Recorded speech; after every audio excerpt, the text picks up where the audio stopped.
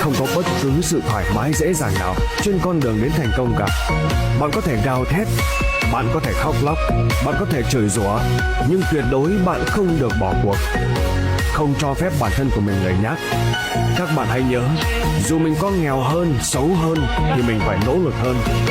Không có cách nào khác cả.